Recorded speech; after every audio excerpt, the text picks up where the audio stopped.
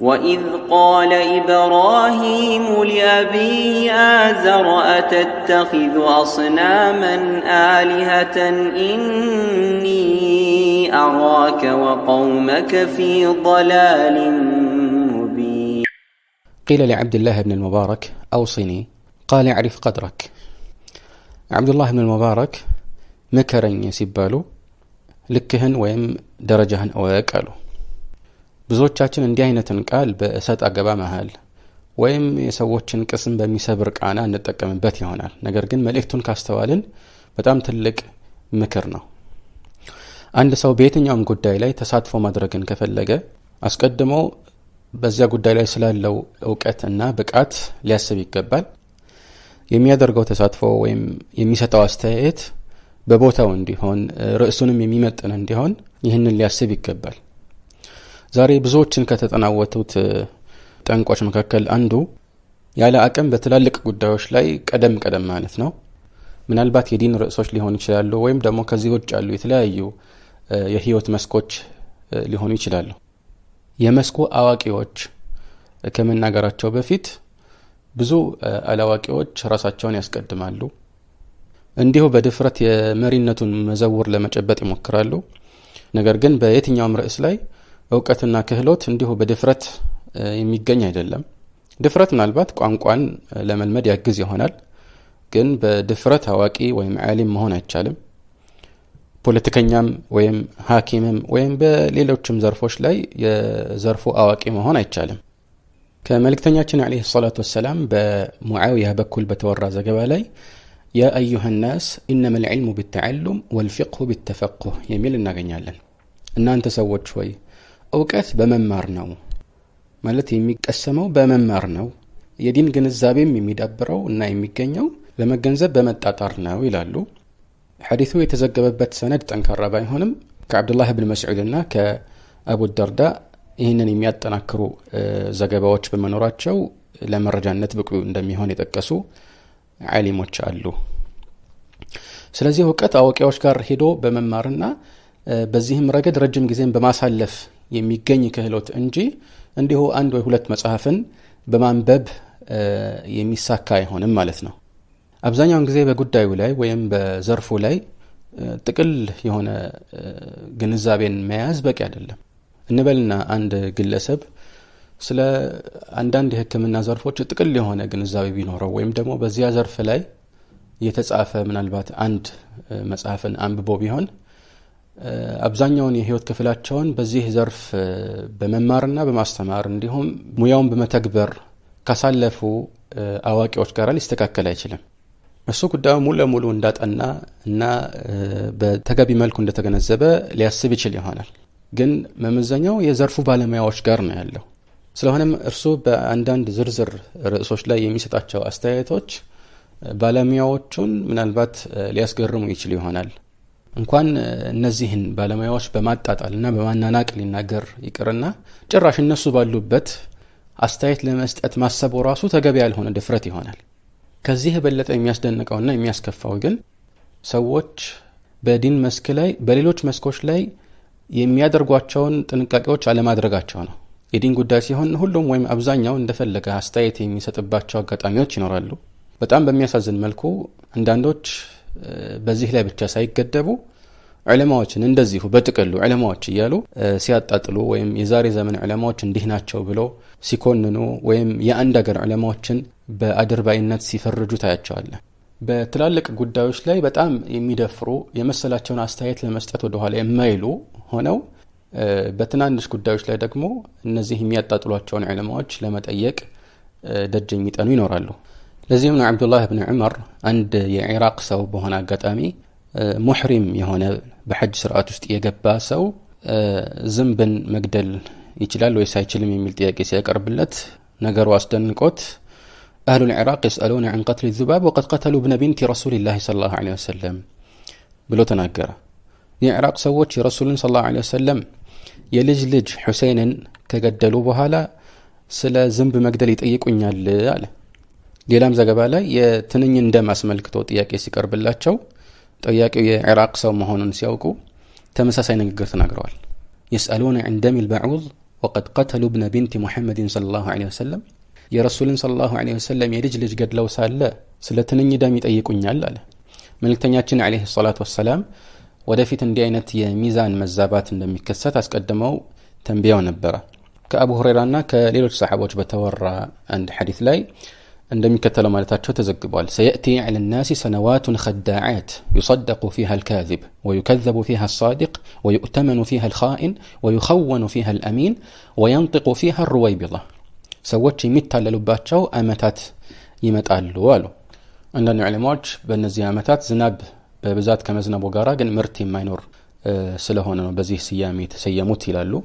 ያም ሆነ ይህ እንደዚህ ሰዎችን የሚሸነግሉ ጊዜያት ወይም አመታት ይመጣሉ ካሉ በኋላ በእነዚህ አመታት የሚኖረውን መዛባት ሲገልጹ ምን አሉ?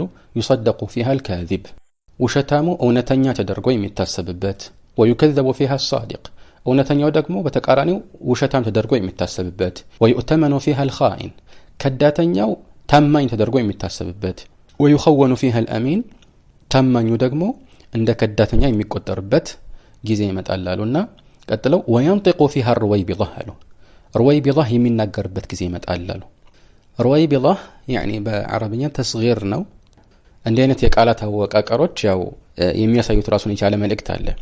ለማንኛውም قيل وما الرويبضة رويبضة ምንድነው ተብሎ መልእክተኛው ዐለይሂ ሰላቱ ወሰላም ሲጠየቁ الرجل التافه في أمر العامة እዚህ ግባ የማይባል ተራ ወይም ውዳቂ ሰው መላውን ሰው በሚመለከት ጉዳይ ላይ መኖሩ ነው አሉ። በሌላም ዘገባ ላይ السفيه يتكلم في أمر العامة አሉ። ያልበሰለ ሞኝ ሰው በመላው ህብረተሰብ ጉዳይ ላይ ተነስቶ መናገሩ ነው አሉ። ስለዚህ እኛም በዚህ በተወገዘ መገለጫ ውስጥ እንዳንካተት ጥንቃቄ ማድረግ አለብን። ሁሉንም ወይም አብዛኛውን በሚመለከቱ ጉዳዮች ላይ ቀደም ከማለት በፊት አዋቂዎችንና የሰከኑ የበሰሉ ሰዎችን ማማከር ወይም ጉዳዩን ለነሱ ማቅረብ ትክክለኛ እርምጃ ይሆናል ማለት ነው። አላህም ሱብሓነሁ ወተዓላ በቁርአኑ وإذا جاءهم أمر من الأمن أو الخوف أذاعوا به ولو ردوه إلى الرسول وإلى أولي الأمر منهم لعلمه الذين يستنبطونه منهم إلنا سلام ويم فرهات يازل زينة ويم قداي بمتألاتشو جزي قد تيسرات جتال كالبوها لا يتككل أندال هنا سيقلس ولو ردوه إلى الرسول وإلى أولي الأمر منهم لعلمه الذين يستنبطونه منهم إلى وده ملك تنياونا የስልጣን ወይም የእውቀት ባለቤት ወደ ሆኑ ተሰሚነት ወዳላቸው የበሰሉ ሰዎች ቢመልሱት ኖሮ እነዚያ ነገሩን አስተውለው እውነቱን የሚያወጣጡት ሰዎች በደረሱበት ነበር። ይህን በተመለከተ ባለፈው ትምህርት ላይ ያሳለፍነው ማብራሪያ አለ።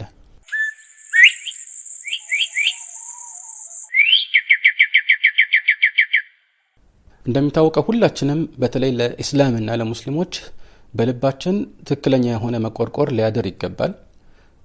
በሙስሊሞች ላይ የሚያርፍ ማንኛውም አይነት ጭቆና ወይም ደግሞ ከዚህ የባሰ ችግርና ሰቆቃ ሁሉ ሊያሳስበን ሊያስጨንቀን ይገባል።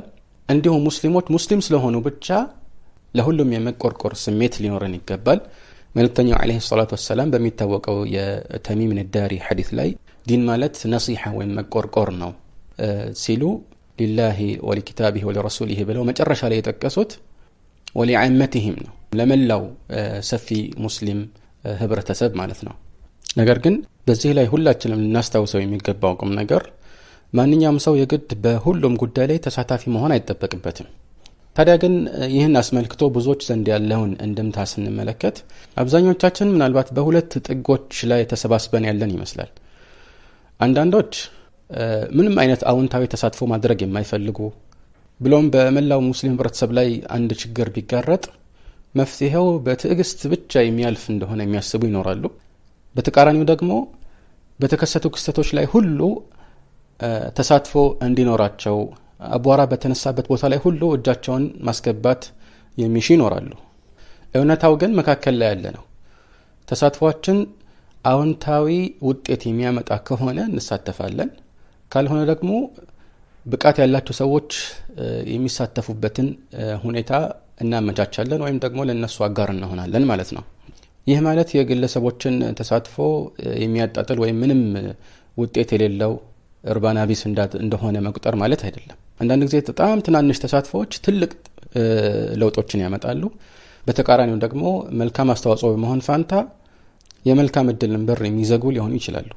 ይህ ተገቢ ካለ መሆኑ ባሻገር ለራሳችንም ጉዳት ሊሆን ይችላል።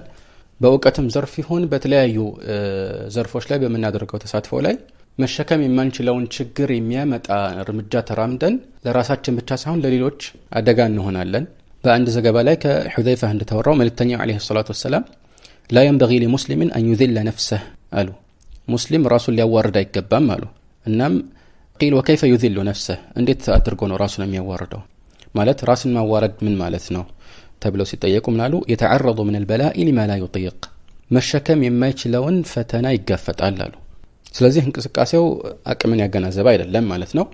ሐዲሱ በሰነዱ በኩል የተሰነዘሩበት ትችቶች አሉ። ነገር ግን አንዳንድ ዑለማዎች በተለያዩ መንገዶች መዘገቡን በማስተዋል ቢያንስ ሐሰን ወይም ደህና ሊባል የሚችልበት ደረጃ ላይ እንዳለ ተናግረዋል።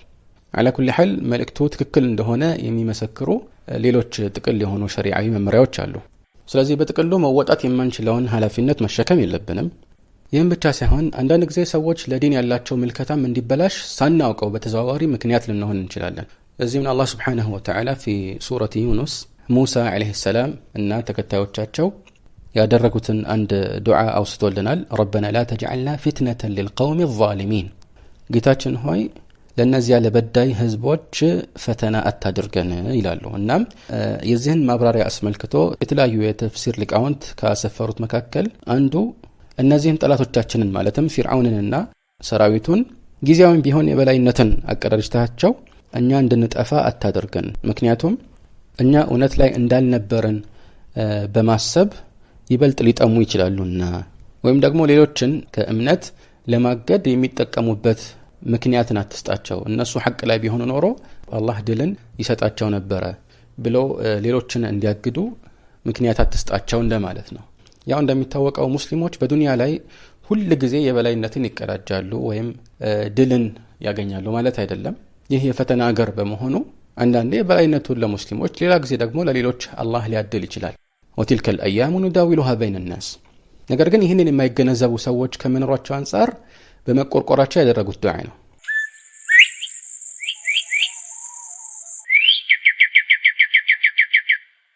ያሞናይ የዚህ ሁሉ መሰረት ነገሮችን በብቃት መረዳት ነው። ይህ ደግሞ በሁለት መስኮች ላይ ተግባራዊ ሊሆን ይገባል። አንደኛ ያለውን ተጨባጭ ራሱ ሙሉ ለሙሉ መረዳት ያስፈልጋል። ብዙዎች ያለውን ተጨባጭ እንዲሁ በግርድፉ ከላይ ብቻ ነው የሚገነዘቡት። ሚስጥሩን ከስር መሰረቱ እንደሚረዱ ሆነው ተሳትፎ ሲያደርጉ ወይም ቀደም ሲሉ ይታያል። ይሄ አንድ ራሱን የቻለ ስህተት ነው። ሁለተኛው ደግሞ ይህንን ተጨባጭ ሙሉ ለሙሉ ከተረዳን በኋላ በሸሪዓችን ለዚህ አይነት ጉዳይ የሚሰጠው ፍርድ ምን ይመስላል? ምክንያቱም በዲናችን ቢሐምድላህ ዐዘ ወጀል ማንኛውም አይነት ክስተት ትልቅ የሚሆን ትንሽ ቢከሰት እስላማዊ ፍርድ ይኖረዋል። መፈቀዱ ወይም መከልከሉ ወይም ደግሞ ተገቢ መሆኑ ወይም አለመሆኑ በእስላም ራሱን የቻለ አምላካዊ ብይን አለው። ነገር ግን ብዙዎቻችን በየትኛውም ጉዳይ ላይ በማያወላዳ ቋንቋ በቁርአን ወይም በሐዲስ የሰፈረ መመሪያ የምናገኝ ይመስለናል። ይህ የግድ አይደለም። ምክንያቱም አንዳንድ ጊዜ የቁርአንና የሐዲስ መልእክት ቀጥተኛ ሊሆን ይችላል።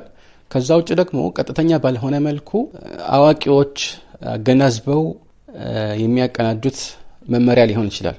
ዑለማዎች ቅድም በተጠቀስኩት የሱረቱ ኒሳ አንቀጽ ላይ እንደተወሳው استنباط ያደርጋሉ። يستنبطونه منهم እንዳለው አላህ። እናም እነሱ መረጃዎችን የሚረዱበትና የሚያቀርቡበት መልክ እንዲሁ ብዙዎች እንደሚያስቡት ቀላል አይደለም። እንደሚታወቀው ኡሱል الفقه በሚባለው ዘርፍ ላይ በሸሪዓችን እንደ መረጃ መቅረብ የሚችሉ ነገሮች ምን እንደሆኑ በሰፊው ይብራራል።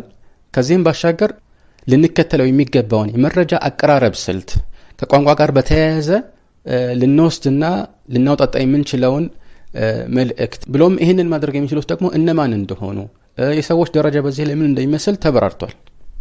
ግን ብዙዎቻችን ከሩቅ ሆነን እንዲህ በቀላሉ አስተያየት እንሰነዝራለን። ይህ ደግሞ አስተያየታችን አላህ ዘንድ እንደሚያስጠይቀን መርሳት የለብንም። ولا تقف ما ليس لك به علم إن السمع والبصر والفؤاد كل أولئك كان عنه مسؤولا.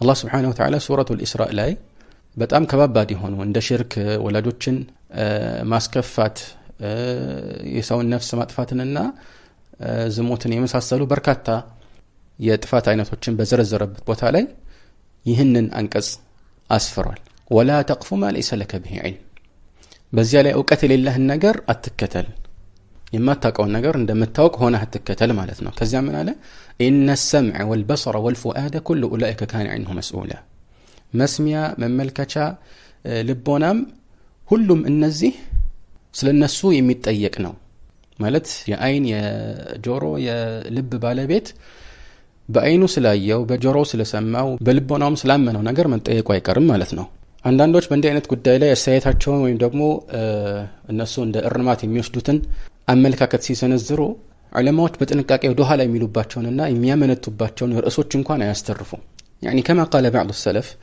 إن أحدكم لا يفتي في المسألة لو وردت على عمر لجمع لها أهل بدر አንዳችሁ በአንድ ንዑስ ጉዳይ ላይ ሸሪዓዊ ብይንን ያስተላልፋል ነገር ግን ይህ ርዕስ ለዑመር ቀርቦ ቢሆን ኖሮ የበድር ዘመቻ ተሳታፊዎችን ሁሉ ሰብስቦ ያወያያቸው ነበር ይላል